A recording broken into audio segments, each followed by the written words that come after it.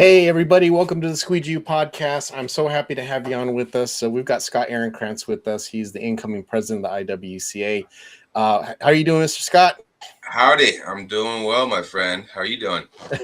Good, I'm doing well. We were supposed to have our friend Luis Martinez join us, but he is at a convention, a different convention. He was trying to join on his phone, and he wasn't able to get it working. Hopefully, he can figure it out, and we can get him to we can pop him in here and then have him in with this conversation. But in the meantime, we're going to go ahead and get to know Scott a little better. So this whole next week, it's going to be all about the IWCA convention, the Elevate convention that we're doing with the PWNA in Orlando. And we just are excited to be able to spend some time with you, Scott, as the incoming president.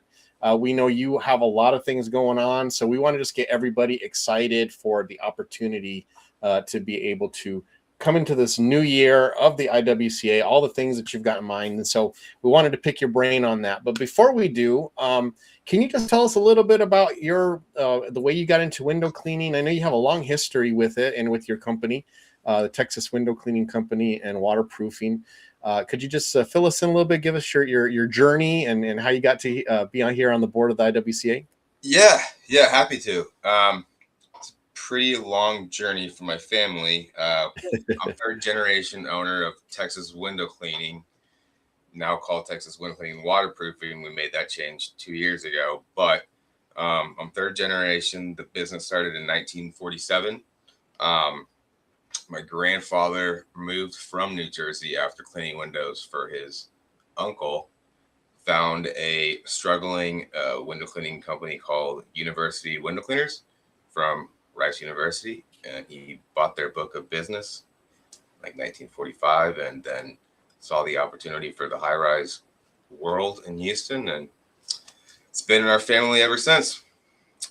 So Yeah, so your dad, how old was your dad when your grandfather started that? Oh, geez, I don't even know. Would have been, but before he was born. So Wow. my dad was the counterweight boy when he was growing up. Got it. Way before OSHA, my dad would bring all the counterweights for the higher rise guys to hang their swing stage off buildings that didn't have any anchors, and that's the only way they could tie off. Yeah. So. Wow, very cool. Yeah. So when he took over, did he have you in mind to kind of like, was that the family plan, or was this something you really wanted, or what was, how did that, Yeah, how sorry, that lead I into should your have kept going. Yeah, so my grandfather died when my dad was 18. Okay. Oh wow. I had never met him, obviously, and he, just was able to grow with my grandmother, who was still part of the company. She was kind of running the janitorial sector that we had back then, and he just took on the high rise sector. So, when I was in high school, there was no ifs, ands, or buts. When I turned 16, I get a job. I don't care where it is or what you do, but you're working. So the low hanging fruit being window cleaning was where I went, and so 16, just cleaning windows. I remember when we had one of the first tuckers my dad brought back from an IWCA convention. So, what year was that? I can't even remember. So that would have been around like 2000, maybe. Wow, okay. I'm sure if someone's listening, they'll be able to put in the comments. I cannot remember, but it was early on. Maybe earlier than that. I genuinely don't remember, but I just remember him coming and presenting this beautiful thing like it was going to save us all this time on this giant campus that we're about to clean, that we did all with ladders, and it was so heavy and so ridiculous, and it took forever for us to figure it out, so we didn't use it on that job. But yeah. Still have it, actually. You do. So, yeah. It probably weighs 100 pounds, right? Yeah, it's not light, but yeah, you still got it. When I was in college, went out with the high-rise crew, and that's kind of where he was like, if you want to be part of this company, You're gonna graduate. You're gonna do what my dad made me do. You're gonna go to college. You're Got gonna it. graduate. You're gonna get a job outside of the industry after you graduate. A, because I want you to make sure this is what you want to do, and then B, so you can bring something else to the table. And if you do that, then we'll talk. So I was Interesting. See, most parents will be like, "No, you're going to work in window clean. That's what you're yeah, going to do." So that was pretty insightful of him to say, "Hey, why don't you go do something else first and see if this is really what you want to do?" That's pretty cool. yeah. No, I know. I mean, I'm definitely gonna do the same thing because I definitely brought a lot to the table. Just being in the finance industry world that was just very tech savvy back then. My dad had been Hmm. doing things that, well, obviously still tech savvy still, but you know, just he had been running the company like had been run like since 70s, 80s, like just not very modern, but still getting the job done. And I was able to really just kind of be more efficient with our process and streamline things. So yeah, that Hmm. was So how old were you then when you became president of the company? would have been like 33. 33 was Okay, when you 30. kind of like Okay. we were like co-presidents basically, but didn't Right, he right. wanted to Yeah, take a giant lesser role and me too, really. Yes. sure. And I'm sure he didn't want to just jump in there. Yeah, So, just make you feel like you had to all of a sudden do all of this stuff. So exactly. yeah, that's cool. That's No, and cool. he's around as a mentor, and if I need him, and so, yeah. And he actually was a founding IWCA member and board member. I don't know if I ever Oh, told you okay. No, I didn't know that. So it was that. Yeah, with Carl Peterson. Carl Peterson and Kenny Kahn, Robert's dad, and a few Yeah, others. man. So we got some history over here. That's Yeah. pretty cool. So you just grew up with this. What did you think about it? What did you think about the IWCA when it was first formed? I mean, I was very, very little. Okay. I think I was actually at the first convention. I think I was 3, and there's a Oh wow. picture of me just crying at Epcot. So, yeah, I mean, I just grew up in the industry, and you know, why I love the IWCA so much is because it really, this industry has helped, put my sister and I through college, put food on our table, and, continues to do so for all my employees and myself and my family. So That's so cool. So you take over. You're president now. When did you join the board? I joined the board in 2017. Uh, so basically 9 years ago, which would be I'm almost 40, so like 10% of my life or 25% of my life. I mean, Man, that's pretty cool. You haven't been president before though, right? Or is this your no, I had never been first? president. Okay, Joe's the only back-to-back or got it. president to do 2 terms. Yeah, I was incoming president for a good week. really. Yeah. Yeah, in 2020. Then my wife and I, like Oh, that's right. That's right. yeah, You had priorities. yeah, had priorities, and so that was Greg's year, and man, I should have taken advantage of that year. 'Cause I didn't know what was coming. Well, I put it pretty easy. Oh man, that's funny. Well, I'm personally very excited to have you on. So those of you who may not know Scott, so like as you can see, he's just had his life has been around window cleaning. It's been around the IWCA, and you're a very strong voice. But I say that in a very positive way because I find that you are always the opposite. Not like on purpose, like trying to be oppositional in conversations, but you're always good about bringing, okay, but what about this? We're all excited about something, and you're Yeah, quick to do that. And I feel like that's an important part of being a leader is making sure that all things are being considered. So, how do you view your role as the president as you're going into this position coming in the coming year? man, I'm really excited about this next year because it's it's the first time in a while that we got a really strong board and we don't have a lot of issues going on behind the scenes. And we got a great management company, and we got some veterans coming back that are past presidents that are really going to be helpful for helping young voices find their voice on the board. And yeah, I think that we're at a good place, and I'm just excited for this year. I really excited to see the train the trainer program and what that can do. And then I want the voice the voice of the board to be heard more. And because you had a great idea, and I know everyone on the board has great ideas, and I want to help everyone get those ideas past the finish line and come to fruition. You want me to tell them the? Go ahead. So, go ahead. Health insurance, a IWCA group plan, correct?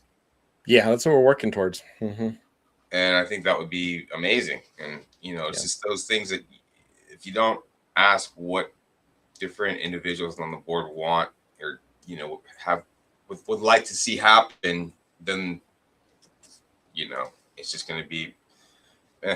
But if I want the board to have the voice to speak up and to help better the association in any way we can. So I'm just excited for that. Yeah, and that's ultimately what the IWCA is supposed to be, right? It's a nonprofit, so none of us on the board are getting paid, right? We're all window cleaners like everybody else, different stages of our professional life, of course. Some of us are single owner operators, some of us have a small crew, some of us are franchisees, some of us have multiple locations, and they do so we have different perspectives. But ultimately, we're looking at the window cleaning industry as a whole and asking, what can we do to help identify problems that people are expressing? And one of them, because of the changes that we just had recently, is healthcare.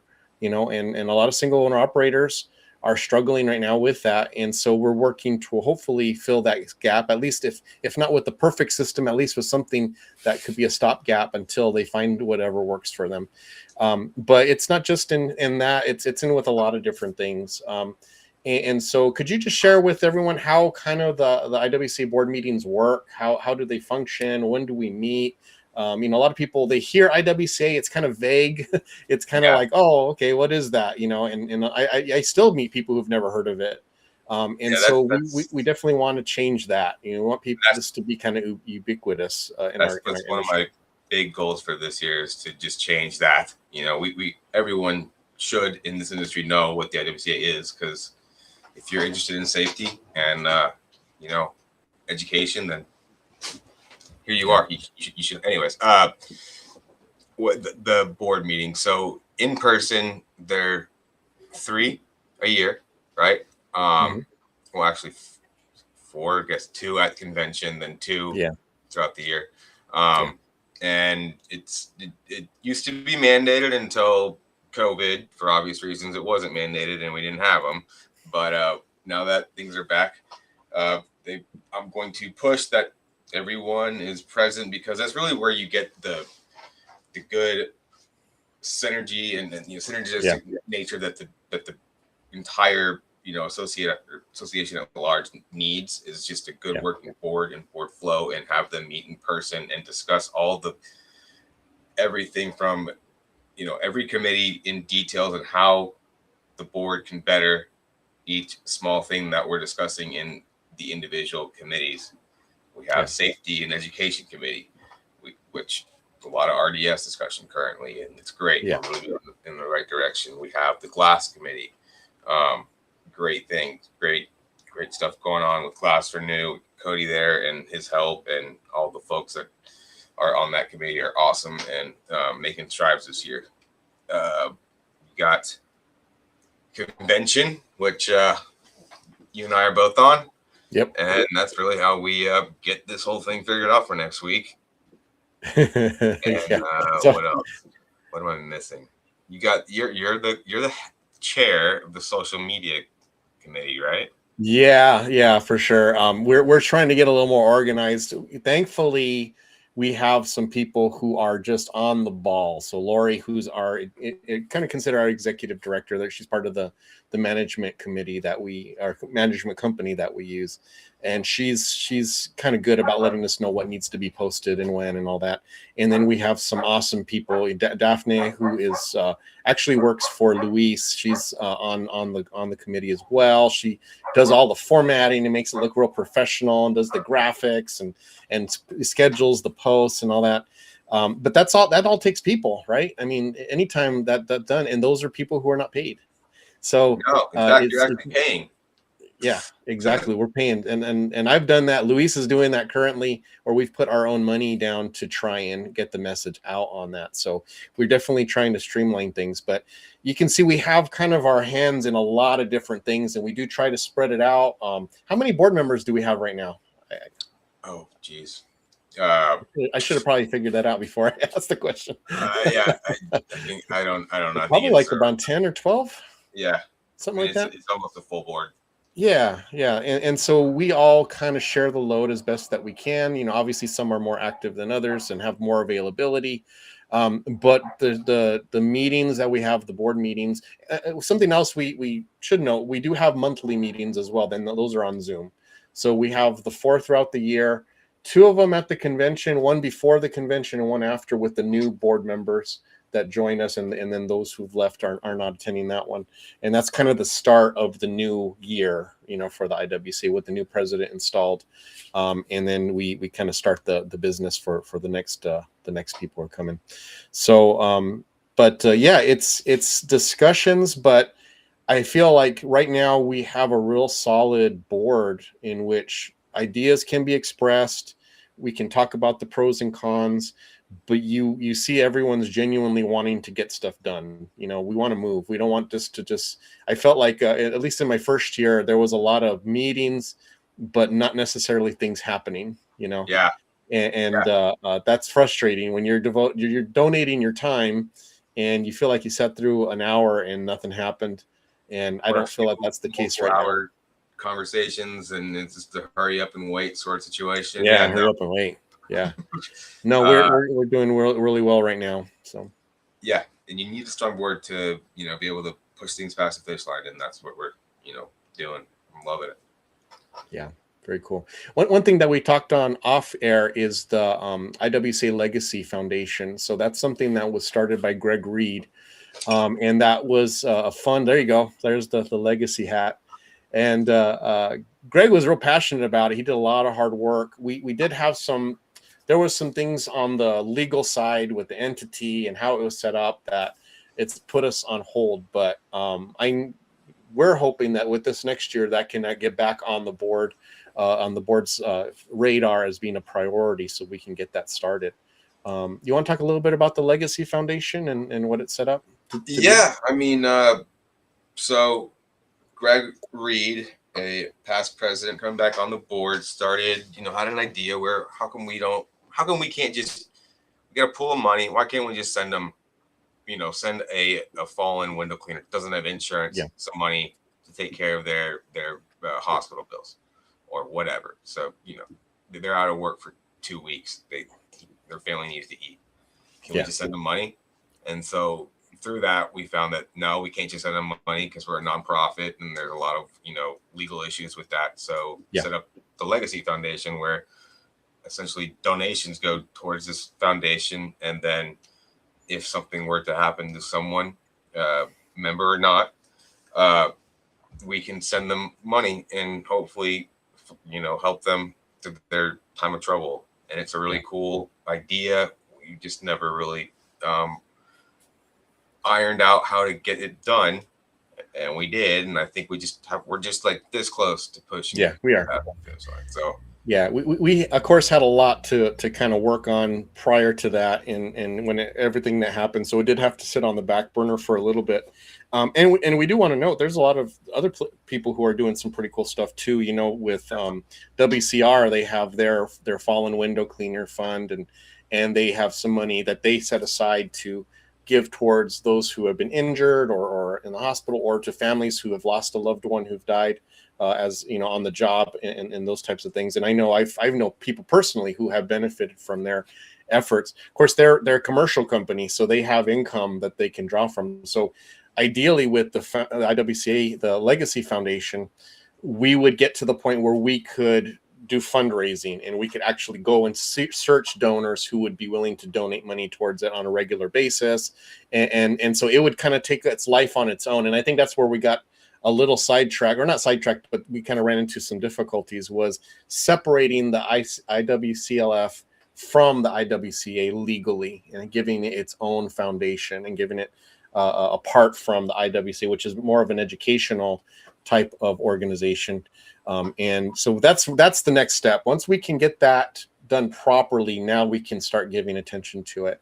And I was on the board of the IWCLF before it went on pause, and I'm looking forward to being back at work on that, because that's special, man. When you can, you know, we were able to send money to some people and to help some people out, really life-changing stuff. And you know, that's what it's all about. If we can get that going again and put that aspect of the IWCA on display again, that'd just be a real special thing. So I'm hoping that that's something that we can definitely move on to in the coming year.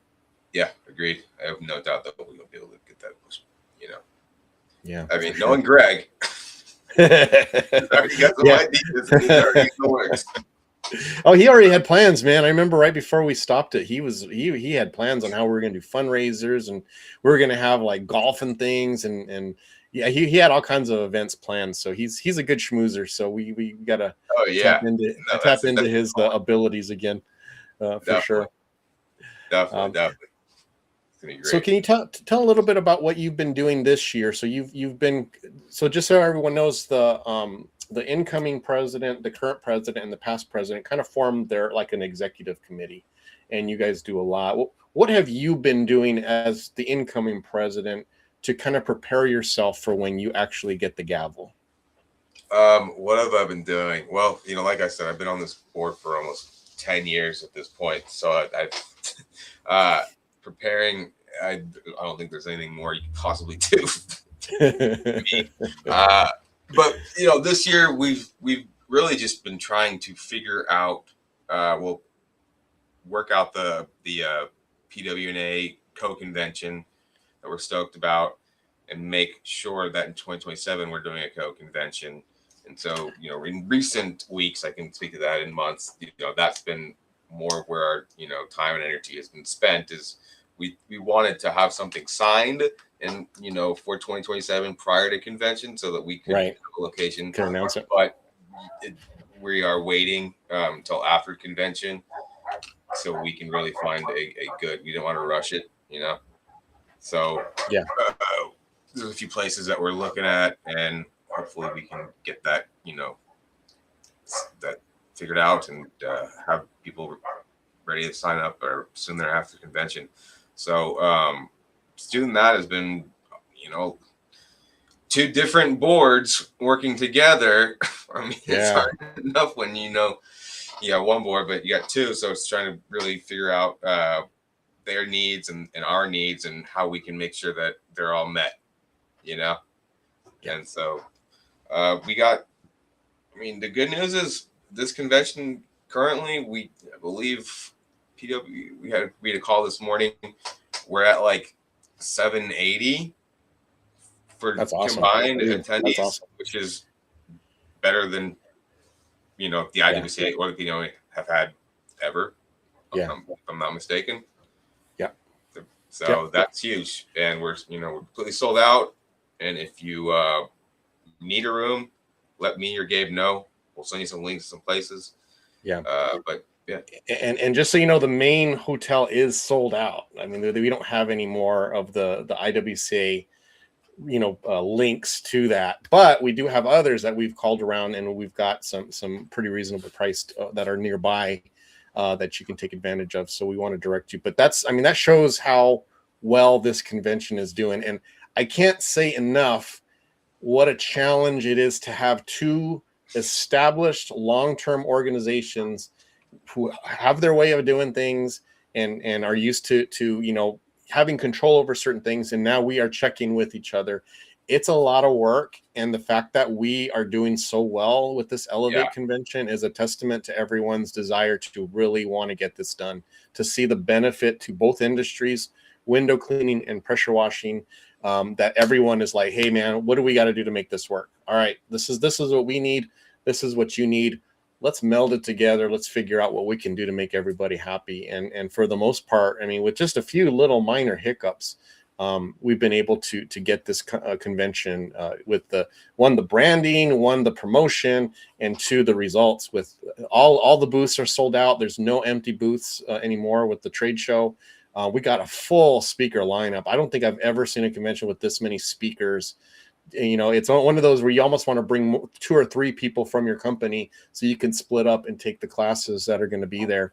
And then all the certifications, man. I mean, from the solar panel cleaning to the high rise RDS, the safety, and then the pressure washing has all of their certifications to be able to do concrete and soft washing, and it's just really, really amazing what's available to people at the convention. Yeah, we're gonna have a joint outdoor demo that we were discussing this morning. I'm excited for that because I think they're doing some certifications with the sealant work. So, yeah, working the ceiling, that's cool. So yeah. I'm excited. I just want to take some time to say hi to people who have signed on. We've got Doug App was in here. He's in the house. AJ Bodick, Adam Hogan, Jessica Battle, who's always on here. We appreciate you, Jessica. Nick Anderson's on. Good to see you. We're going to definitely have you on an episode, Nick, coming up. Daisy, who was on our last week's episode, she did an awesome job. We're also happy to have her on the board.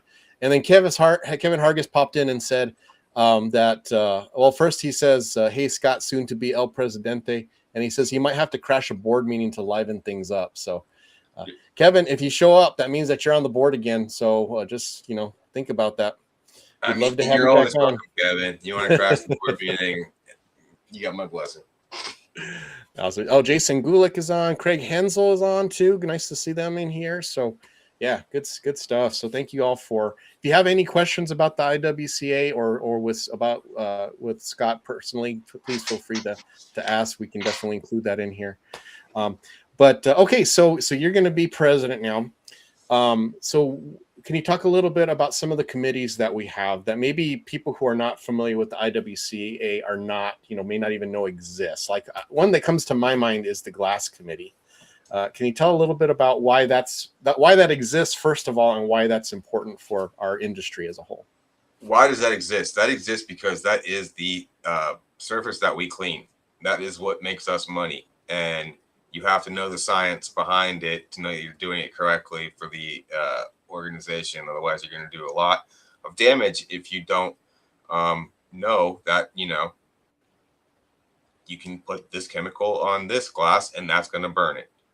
I can keep going, but it's just, really getting the resources out to our membership at large. Some of the things they're working on is working in getting like it's pretty technical, but basically it's a matrix of, and we can't use name brands, right? So we have to use, what the actual chemical is and what approach you should, use this chemical when you shouldn't. And, in the high-rise world, what people don't realize is that a lot of these chemicals can burn ropes. So it's just, there's a lot of, kind of skimming the surface, but what's going on there is getting technical information out to our membership. There's resources on our website that we've been working on, and I think an important committee that people really take for granted is the membership committee, because we're not an association without members, and I can't, I've been chair of the membership committee for multiple years, and we try to listen and make everything happen to make members happy, and we listen and we bring it to the committee and then to the board and try to make everything work that we possibly can when there's some grievances or issues that some folks have about their membership and how we can better it. So we are working, we have monthly calls on the membership committee, and then there's always, ad hoc committees. So I think that's an important one that really people don't fully understand, that we're not just sitting here. We're a nonprofit. We're all paying for our volunteer. Like, we're trying to better the association just because we, believe in it. So if you, I just hope people know that we're listening. If you have issues, please email it over to us, and we'll try to get it figured out for you. For sure. And I think that, like you said, to get members is not easy. Anytime you want someone to join an organization that you're, look, they're paying money, they're giving time. If they come to conventions, they're spending, especially if they're a single owner operator, a large chunk of their income to come to a place to be able to hopefully gain enough value that the investment that they put into this convention is worth it. And so the membership committee, they work overtime to try and help to communicate the value that being a member of the IWCA conveys to that. And of course, we're always trying to add different things to make being a member more valuable. We're trying to do a lot more training, a lot more basic, things that you can, as a business owner, can go to and get things that maybe you couldn't get elsewhere. Like, for instance, legal forms, right? Scratch waivers, employee agreements, there's just a number of different things that you would normally have to pay a lawyer for to get that done. And you can go to the IWCA website and download that for free and adjust it to fit your company. But one other thing too, just to go back to the glass committee, something that a lot of people who are window cleaners don't understand, how you personally benefit from the glass committee. And Sheila Smeltzer, who's on the board as well, she's a past president. She put a lot of blood, sweat, and tears into this book. It's like an encyclopedia of glass. Yeah, IWCA Architectural Guide to Glass, I believe it's what. Yeah, and if you're a member, it is free to you. And this was a lot of work, but it breaks down the different kinds of glass, the different things you have to be careful with that glass. But that glass committee also fought to protect window cleaners from being sued from scratches. And if you ever get a lawsuit on that, especially when it comes to different kinds of glass, like the big thing that's people are kind of aware of and worried about is tempered glass, is scratches on tempered glass. There's a ton of information on there that you can use to help to protect yourself in the event that you are sued, and you have people you can talk to and get advice on. But they fought a lot of battles back in the 2000s, where it was kind of, lawyers were a little sue happy on that. And we now have, you as window cleaners have things that you can use to protect yourself in the event that you are sued. And that was done all for free by that glass committee. All that work, all the lawyers, all the testifying before courts, and making sure that people understood what was at work here and what window cleaners ourselves have to go against when we're in, especially like a construction cleanup setting. So you don't even realize that you benefit from that, but you do. And so we appreciate all the work that the people in the glass committee have put over the last couple decades on that. I send the guide to architectural glass that was co-written with NGA years and years ago to customers all the time, explaining what I am, what not conveying well to them, apparently, what is actual, this is hard water. Yes. Because you defer to cleaning. I can give you a price, but that's not what we're bidding anyways. Yeah. There's all kinds of things to kind of get you out of bind. And then also it's backed by the IWCA and the National Glass Association. And ghost marks, folks think that ghost marks are going to come off. Probably not. Same with what is it? The metal splatter. Why am I drawing blanks on that one? Like slag kind of. Yeah, slag stains. Yeah, people think that's going to get off, not unless you grind it out. You got to grind that down.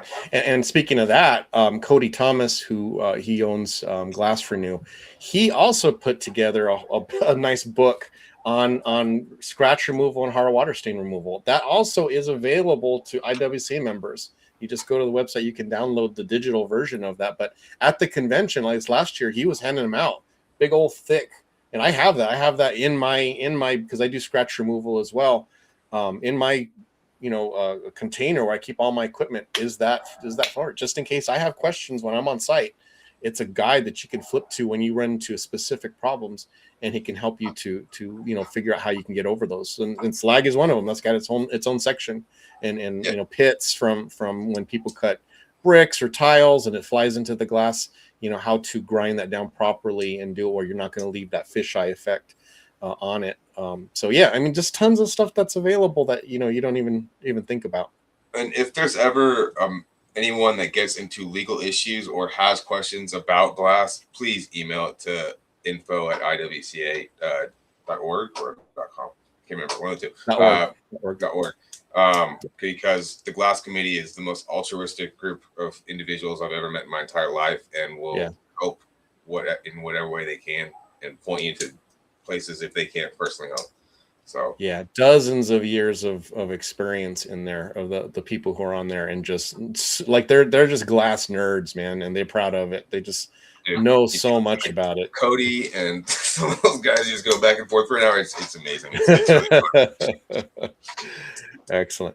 Well, let's talk a little bit about the networking. I've mentioned it on several of the podcasts that we talked a little bit about it last week with Daisy, but talk a little bit about how that adds value by attending, because the number one concern, and I know you've heard it too, Scott, is people are like, man, look, I'm going to spend this much money for a ticket, then I got to pay for flight, then I got to pay for hotel, and now I'm missing work while I'm there, so I'm losing money from that. How could it possibly be worth that visit to come to the convention, especially if you're a single owner operator? What do you say about that? Well, I've been wanting to get into waterproofing for over 10 years, and it happened to be a past board member that was, started the Building Envelope Group, which essentially is a waterproof. He helps folks get into waterproofing. So now my company name is Texas Window Cleaning and Waterproofing. That's kind of proof in the pudding that networking really can change how your company is operated. And now that's, we everything has changed about our company. It's more efficient, it's more streamlined, and it's more profitable than it ever has been. And if it wasn't for networking and meeting people there that are individuals that are like-minded and you can just bounce ideas with, and then that's how we kind of uncovered that, hey, you're doing that, wait, this is what I've been trying to get into forever, tell me more. And that conversation led to being in the Building Envelope Group and changing my company name. For sure. And we do understand the expense. We really do. So that's why we try to move the convention back and forth through the bottom half of the country, so that we can give equal coast, time to, and hopefully make it a cheaper stay or cheaper drive, and not so much expense as we can, of course. But we, ultimately what you're doing is you're investing in knowledge, and you're investing in things that you just otherwise would not learn. I can't tell you how many things part of my business that I would never have heard of had it not been me going to an IWCA convention. So just as for instance, software that I use, both the Customer Factor and Responsibid, those were at conventions that I discovered that software, and now I've been using it for almost a decade. Same thing with services that we offer or tools that we bought. Those are things that you don't know about until you show up and you do. Now, of course, with the internet and with social media, you're exposed to a lot more, but you have an opportunity to hold them in your hand and actually use them. But I think that's valuable. Aside from just actually taking something back and applying it to your business, you're going to meet people that are doing things differently, and you're more than likely going to have their phone number or their card, and you're going to get back to your office. But wait, I think I could probably do it this way. Let me call this person and see how they did it. And that's just really, that's where so much to your actual, you can't put a price on that ROI, because you just changed how your business is operated. And if you do that continually, some years you might get more than other years, but the more you just, network, the better your company is going to be. You don't want to be, hidden in the dark and just not trying to make your company more efficient and better each and every year. Because if you don't do the networking in this industry, I feel like you can get swallowed up. And just to put a finer point on that, we are in, everyone's on social media, or I shouldn't say everyone, but a lot of people are on social media. You're exposed to a lot of different ideas and to a lot of different people who have ways of doing things. And I think sometimes it can be very overwhelming, right? It's like the fire hose of information. You're trying to swallow as much as you can. There is something to be said to talking in person with an individual who is where you want to be. And that's what I always tell people when they're like, well, who do I talk to? I said, find someone who is where you want to be and pick their brain. Buy them lunch, go spend some time with them, and just ask them, what do I need to do here? Because finding someone who's kind of in your area, more or less, not necessarily the same city, but maybe the same region. Find someone who does the same type of work that you do, and then just now you have a mentor. Now you have someone that you, whether it's official or not, you have someone you can talk to and ask questions to, who understands what you're going through. And that right there is priceless, because you kind of cut through all the fluff, you cut through all the noise, and you don't have the questions that you have when 6 different people online are all giving you different advice, and you don't know which one you can pick for. You've got someone who you see right in front of you. They're doing the things that you want to do, and now they're giving you advice that really does pay off. And that's happened to me several times, And likely they've probably heard, how you can fail, how others have failed trying to get there, and what not to do, from other people's experience, and, give you probably some other names as well that they would see how they are doing it, just to kind of, it's really invaluable, especially at the International Whittling Association conventions, because those people, they've been doing it for quite some time. We're getting up there, and we're at 37 years this coming convention. So these folks that are kind of industry pioneers have been at it for a while. Well, just and I've told this story before, but I'm sure a lot of people haven't heard it yet. Squeegee U came into existence because Steve Noonan, who is the inventor of the gutter stick, right? He's at the IWC convention every year. Real super nice guy, very talkative. We were at a banquet, and it was in Las Vegas, and literally just standing there talking to people. And I went up, started talking to him. I never met him before. I've seen him, but I never met him. And he just says, "Oh, I know you. You're the guy, you put stuff on social media, right? You clean windows." And I said, "Yeah." He goes, "Oh, I really love watching your videos. You know what you should do? You should start a school where you teach people." And he doesn't remember this, because I told him the story, and he's like, I don't think I said that. I said, "Dude, you said it." He says, you should call it like he was naming some things, but he goes, no, Squeegee U, like a college, like you're a college coach and you're a quarterback coach and you're teaching them how to throw the ball right, kind of. And that he came up with Squeegee U, and that literally was the seed that planted in my brain. I didn't do anything with it for a year.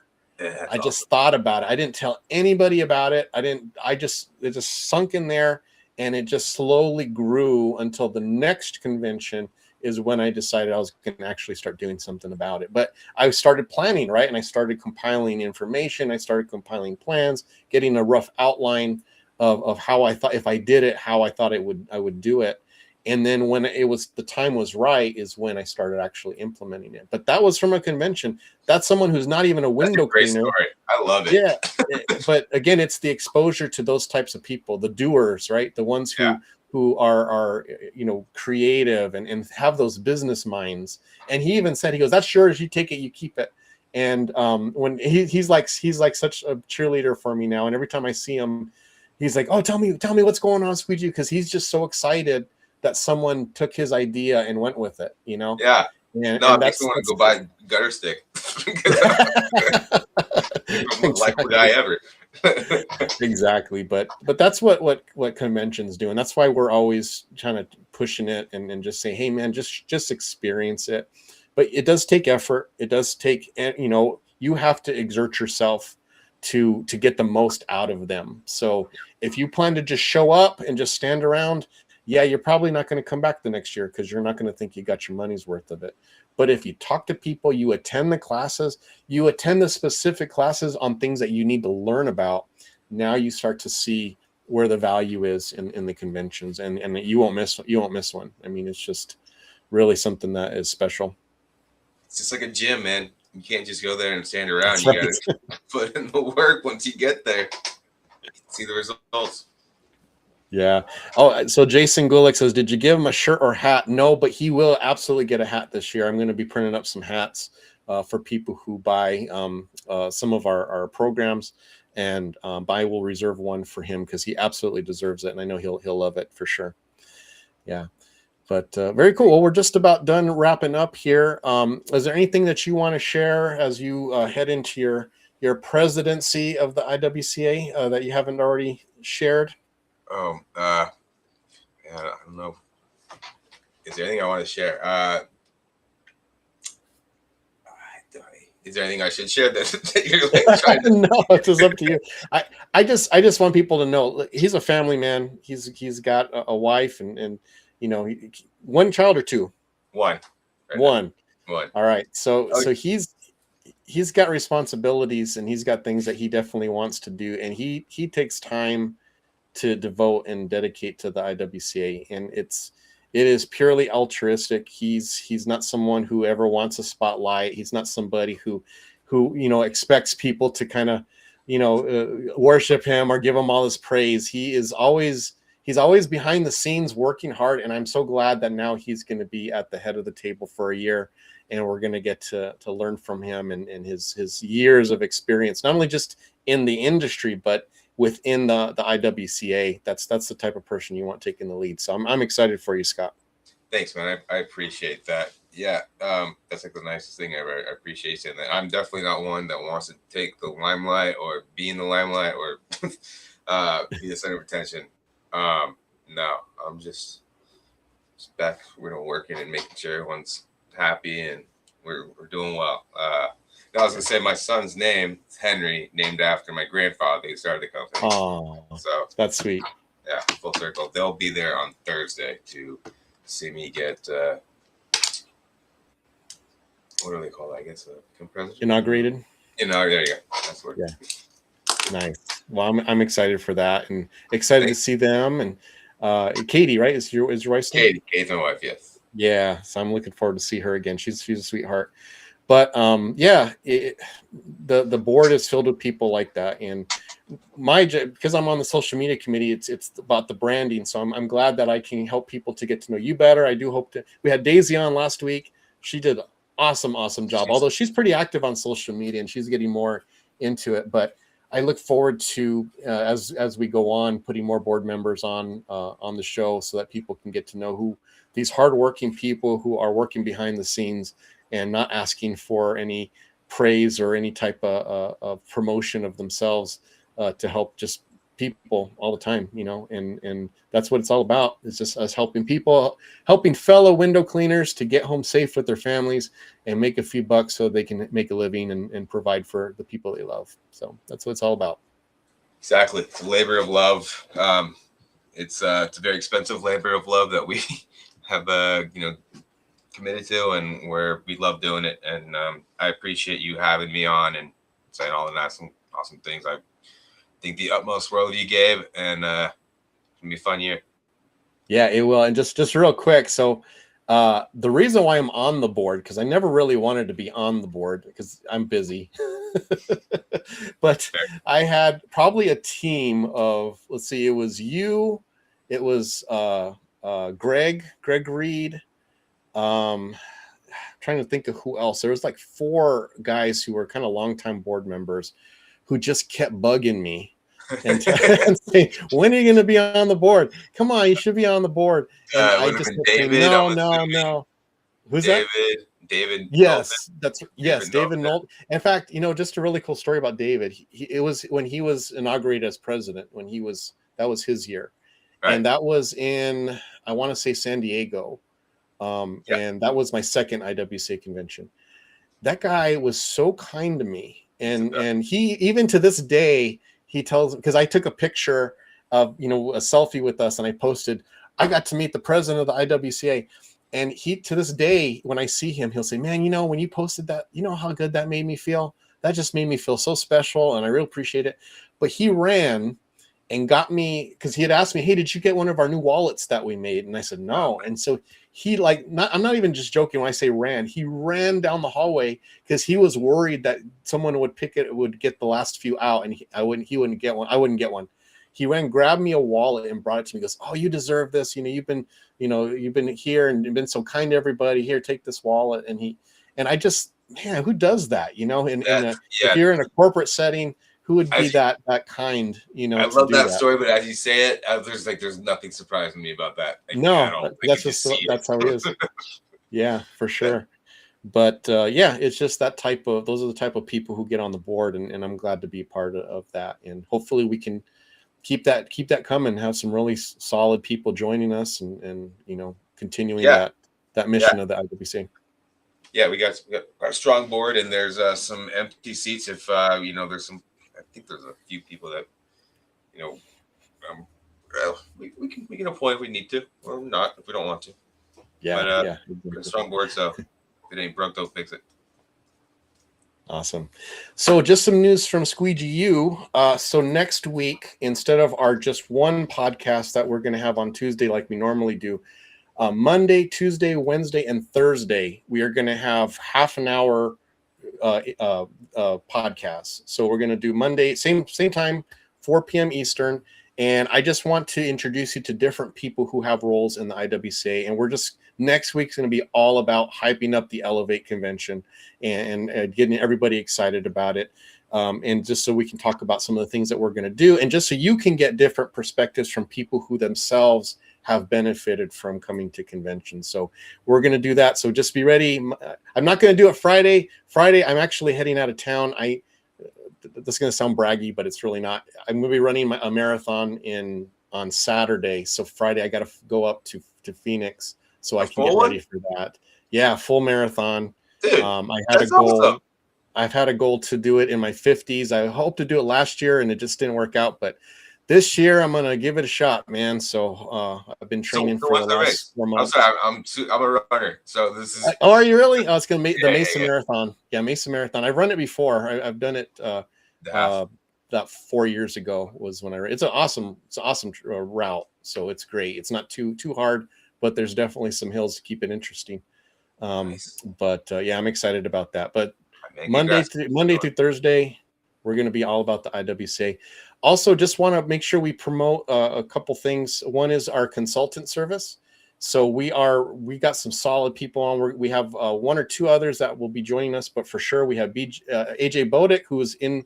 I don't know if he's still watching or not, but he was earlier, and then Jake Van Orden, who is on. And we had if you haven't seen the podcast, we did have one a couple weeks ago where they just talked about what they do. And man, both of these guys are just brilliant business people. Jake with taxes and just getting your organization the way it should, your entity that's going to help you the best tax wise and profit wise, and AJ with just growth, man, just doing scaling properly and doing it the right way.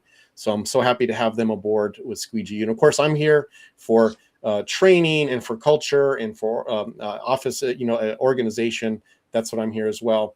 But Squeegee, want to be able to help you as any way that we can. So I want to thank you guys for watching. And Scott, man, thank you so much for coming on. I'm so sorry Luis couldn't get on. It's just one of those tech things. He was trying to get on his phone, and we just felt bad that he couldn't participate. He would have been a lot of fun. But we'll definitely have Luis on again in the future when he can get in front of a laptop or a desktop.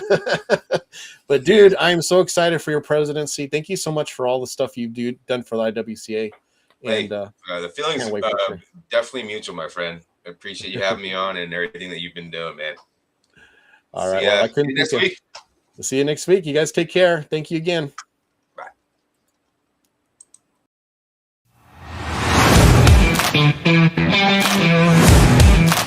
Bye.